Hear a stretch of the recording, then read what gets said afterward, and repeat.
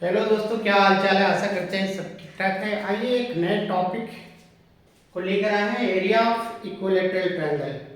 कोई भी equilateral triangle है, उसका एरिया कैसे हम लोग फाइंड आउट करेंगे, उसका फॉर्मूला को कैसे डिराइव करेंगे।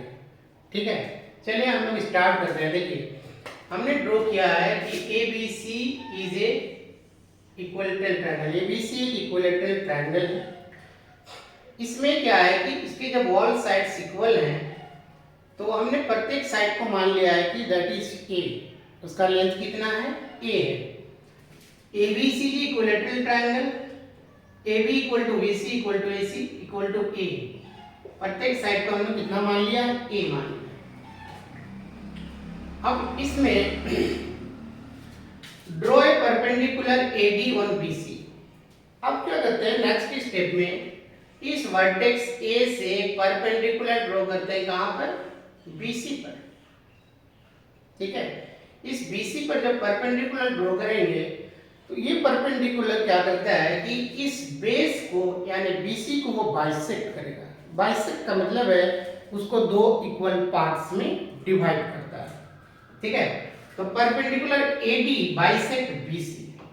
जब इसको ये बाइसेक्ट करेगा दैट मीन्स क्या होगा कि BD इक्वल टू DC।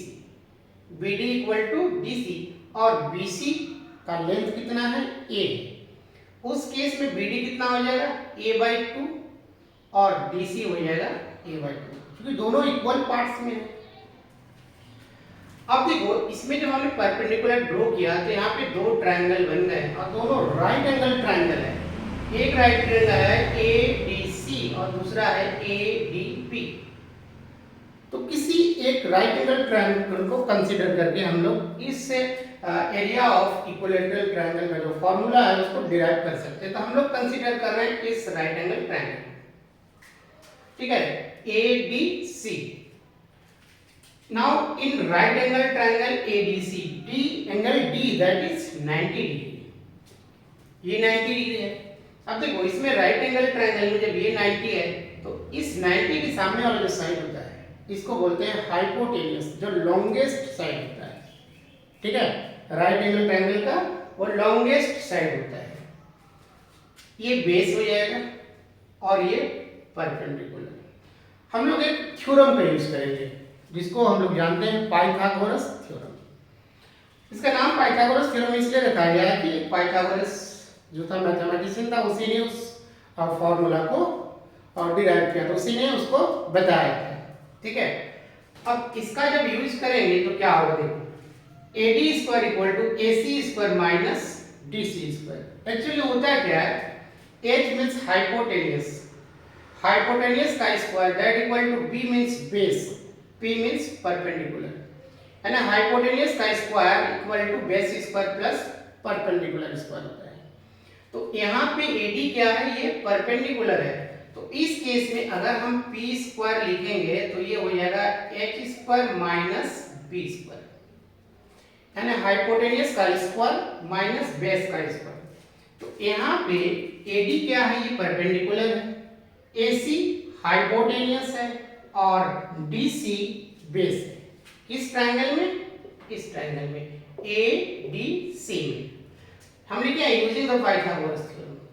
ठीक है, अब सारे वैल्यू को यहाँ पे हम लोग सब्स्टिट्यूट कर देते हैं, पुट कर देते हैं, तो क्या मिलेगा, AC that is A² DC that is A/2 का होल स्क्वायर, A² माइनस इसका होल स्क्वायर करेंगे तो A²/4, 2 का स्क्वायर करेंगे 4 आ जाएगा।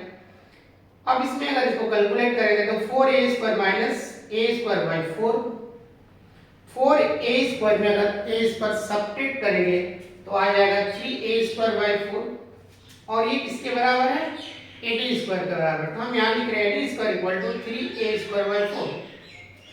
अब स्क्वायर को हटा देंगे, AD अब क्या होगा, AD जब हम लोग निकालेंगे यहाँ पे समझने वाला है। AD जैसे 3A²/4 है, AD² इक्वल टू AD अगर हम लोग कैलकुलेट करेंगे तो क्या हो जाएगा, ये पूरे में रूट लग जाएगा इस तरह का।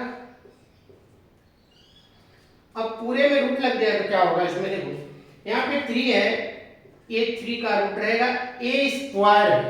और हम लोग जानते हैं कि अगर यहाँ पे ए स्क्वायर है उसके अंदर रूट है तो दैट इक्वल टू कितना होता है ए स्क्वायर है तो यहाँ पे हो जाएगा ए और ये 4 अंडर रूट 4 दैट इज 2 और इसका वैल्यू आ जाएगा 2। तो हम डायरेक्टली कहें 3a square by 4 ad square equal to this then ad equal to under root 3a। ध्यान रखना यहाँ पे लड़का गलती करता है, ये रूट के बाहर ये रहेगा अंदर नहीं। अंडर रूट 3a बाय 2 इस 4 का अगर हम लोग स्क्वायर रूट निकालेंगे कितना आ जाएगा 2 आ जाएगा, यानी AD का वैल्यू निकल गया। AD मतलब परपेंडिकुलर हम लोग को मिल गया है, बेस मालूम है। अब इजीली हम लोग क्या कर सकते हैं, ये जो फॉर्मूला हम लिखे हैं पहला वाला, उसी फॉर्मूला का यूज करके हम लोग इस इक्विलैटरल ट्रायंगल का एरिया निकाल सकते हैं। देखिए area of the equilateral triangle that equal to 1/2 base into height. ठीक है, बेस इनटू हाइट 1/2 बेस कितना है a, हाइट कितना √3a/2। अब इसको अगर कैलकुलेट करेंगे तो √3a इंटू ए स्क्वायर 2 इंटू 2 4, यानी फाइनली क्या आ गया √3a²/4। यानी इक्विलैटरल ट्रायंगल का जो एरिया होता है √3/4a²। a क्या है साइड, यानी इसको हम बोल सकते हैं √3/4 into side into side, side into side. तो इस तरह से हम लोग इक्विलैटरल ट्रायंगल का एरिया निकाल सकते हैं। तो ऐसे फॉर्मूला याद रखने से कभी कभी क्या होता है कि फॉर्मूला भूल जाते हैं, लेकिन अगर ये प्रोसेस मालूम रहेगा तो किसी भी समय हम उस फॉर्मूला को कैलकुलेट करके निकाल सकते हैं। ठीक है, आशा है कि ये एरिया ऑफ ट्रायंगल का जो फॉर्मूला का डेरिवेशन है समझ में आया होगा। तो वीडियो को आप मेरे फेसबुक पेज को फॉलो भी करेंगे और लाइक करेंगे, साथ साथ कमेंट करके बताएंगे कि आप लोगों को कैसा लग रहा है, समझ में आ रहा है नहीं आ रहा है। चलिए आज के इतना ही, थैंक यू, धन्यवाद।